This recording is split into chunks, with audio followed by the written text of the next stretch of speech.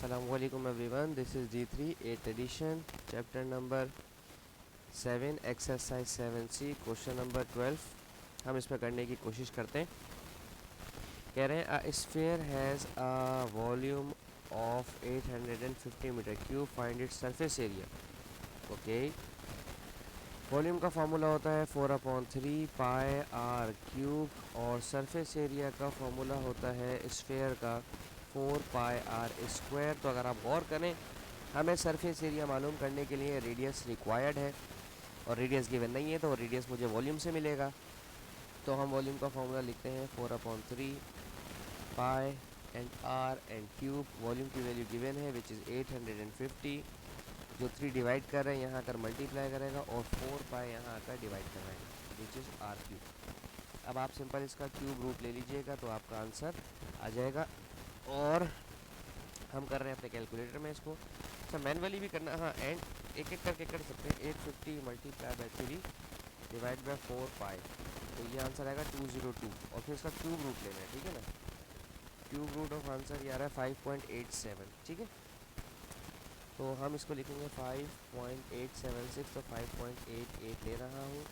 उसके बाद मुझे चाहिए इसका सरफेस एरिया। सरफेस एरिया होगा 4 पाई आर स्क्वेयर, तो 4 पाई की जगह पाई की वैल्यू 3.14 और रेडियस हमारा है 5.88। इसका स्क्वायर ले लीजिएगा, 4 टाइम्स 3.14 टाइम्स, अच्छा इसके ना जो हमने रेडियस को जो हमने राउंड ऑफ किया उसकी वजह से थोड़ा से आंसर पे फ़र्क पड़ सकता है, ठीक है, क्योंकि फिर डेसिमल वाली वैल्यू का डबल स्क्वायर कर रहे हैं हम 255 मीटर स्क्वायर और round off to 3 significance figure करना है तो 434। मेंसुरेशन के जितने टॉपिक्स हैं उनको round off to 3 significance figure किया जाता है, ठीक है जी। ये हमारा क्वेश्चन नंबर 12 इख्तिताम को पहुंचा। अब हम देखते हैं इसका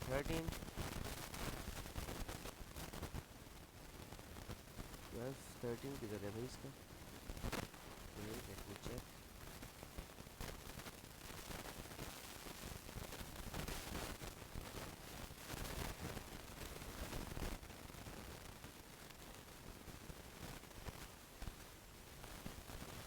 थर्टीन में कह रहे हैं basket ball has a surface area. अच्छा, बास्केट बॉल का सरफेस एरिया गिवन है हमें, तो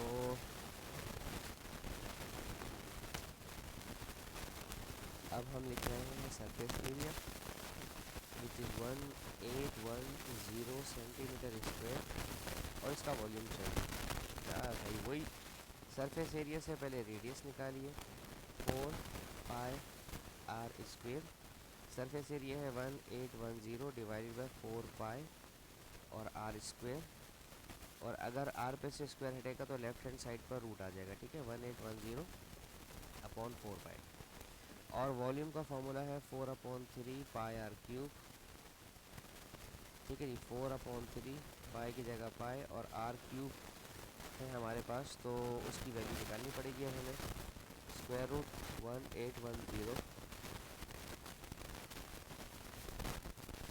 डिवाइडेड बाई 4 पाई, ये 12.00 आ रहा है, तो हम इसको 12 ले लेंगे, ठीक है। तो यहाँ 12 का cube 4/3 times pi 4/3.14 multiply by, अच्छा 4/3 टाइम्स 3.14 टाइम्स 12 का क्यूब, ये आ रहा है 7234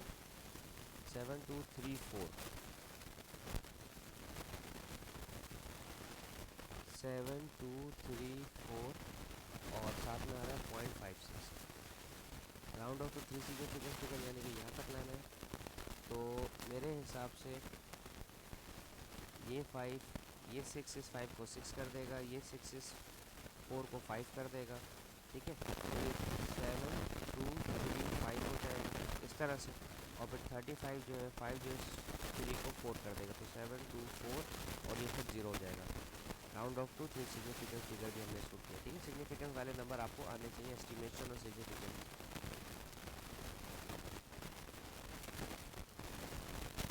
ओके, अब हमारे पास है question number 14।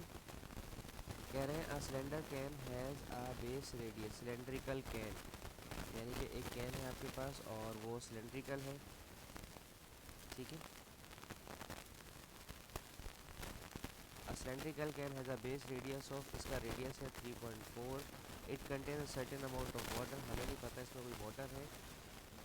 Water such that a sphere is placed inside the can, the water just cover the surface if the sphere fit exactly inside the can। Okay, अब इसके अंदर जो हमने स्फीयर डाला है उसने पूरा पूरा वाटर को कवर कर लिया है। और दूसरी चीज़ ये है कि ये जो स्फीयर है ये पूरा पूरा फिट हो गया, तो इसका मतलब ये है कि इस स्फीयर का जो रेडियस है वो भी 3.4 ही होगा। ठीक है, क्योंकि फिट हो गया है तो पूरी लेंथ जो बेस की लेंथ है वही हमारे स्फीयर की भी लेंथ हो जाएगी, डायामीटर हो जाएगा।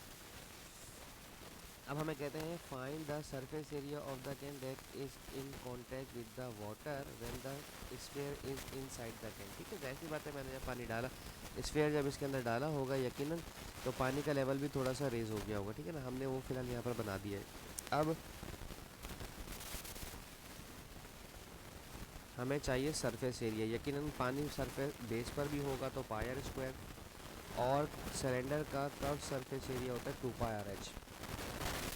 कि हमारे पास जो सिलेंडर यहाँ पर ये जो इसका कर्व सरफेस होगा जहाँ पर ये हमारा स्फीयर टच हो रहा है। अब प्रॉब्लम ये है कि हमें हाइट नहीं गिवन। अगर मैं आपसे कहूँ कि हाइट 3.4 प्लस 3.4 होकर 6.8 हो जाएगी तो नाराज़गी तो नहीं इस बारे में, क्योंकि ये भी रेडियस होगा 3.4 और ये भी रेडियस होगा 3.4, तो 3.4 3.4 पानी की हाइट हो जाएगी ना। और हमें पानी की हाइट ही मालूम करनी है कि पानी कितने हाइट तक ऊपर गया है, क्योंकि उन्होंने सवाल में कहा है that surface area that is in contact with the water. ठीक है जी, पाई की वैल्यू 3.14, रेडियस इस्तेमाल करूँगा मैं 3.4 का स्क्वेयर प्लस 2, पाई की जगह 3.14, रेडियस हमारा 3.4 और हाइट हमारी 3.4 प्लस 3.4 6.8 हो जाएगा। ठीक है, 3.4 और 3.14 में ध्यान रखिएगा, कैलकुलेटर में गलत वैल्यू मत डाल दीजिएगा। 3.4 का square plus 2 times 3.14 times 3.4 times 6.8, तो ये आ रहा है 181.492। तो ये 9 इसको 5 कर देगा और ये 5 इस 1 को 2 कर देगा, तो 182।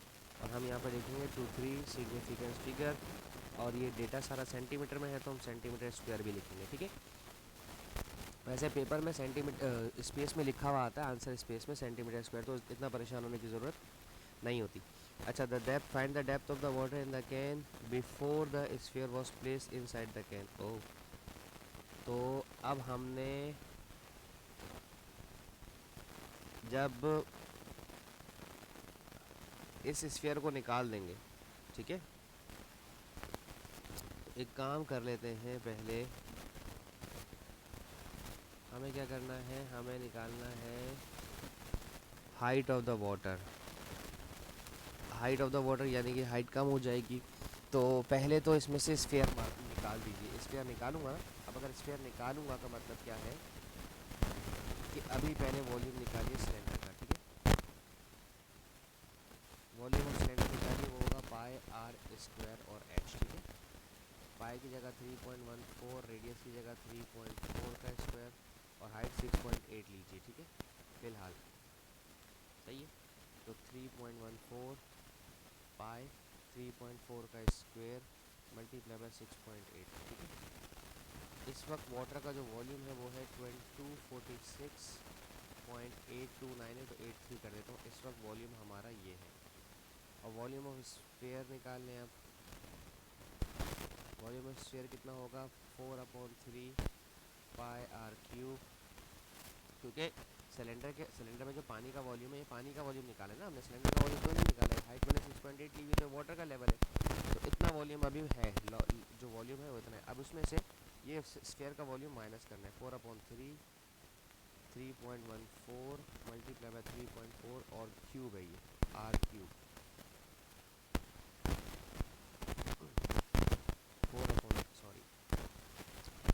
4/3 पाई की जगह 3.14 और रेडियस की जगह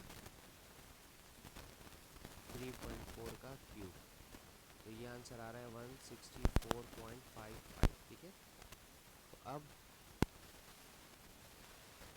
पहले आप इन दोनों वॉल्यूम को माइनस कर दें, volume of cylinder volume of sphere, इन दोनों को माइनस करें तो हमारे पास पाई आर स्क्वायर वो हाइट आ जाएगी वाटर लेवल की सिलेंडर की, ठीक है। तो सिलेंडर की पहले जो वॉल्यूम था विद द स्फीयर 246.83 माइनस 164.55, ठीक है। पाई रेडियस हमारे पास है 3.4 का स्क्वायर और ये कैपिटल एच मुझे मालूम करना है, ठीक है जी। तो 246.83 माइनस आंसर 246.83 माइनस 164.55, तो ये वैल्यू आ रही है 82.28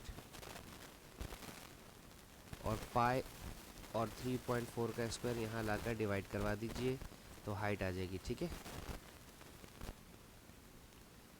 3.14 और 3.4 का स्क्वायर, तो ये आ रहा है 2.26 2.266 तो 2.27 हो जाएगा। 23 सिग्निफिकेंस फिगर में आंसर आ जाएगा हमारा, ये हमारी हाइट आई है, ठीक है जी। अच्छा, अब इसका हम देख लेते हैं नेक्स्ट क्वेश्चन नंबर 15, लास्ट है एक्सरसाइज का।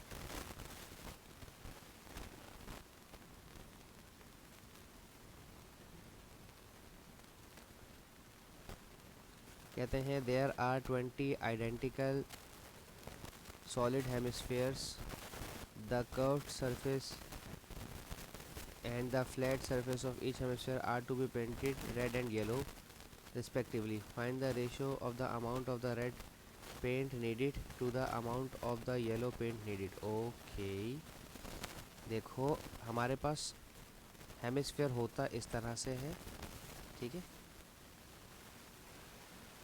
सही। द कर्व सरफेस, ये कर्व सरफेस है हमारा, कर्व सरफेस एरिया, और ये हमारा फ्लैट सरफेस है, ठीक है।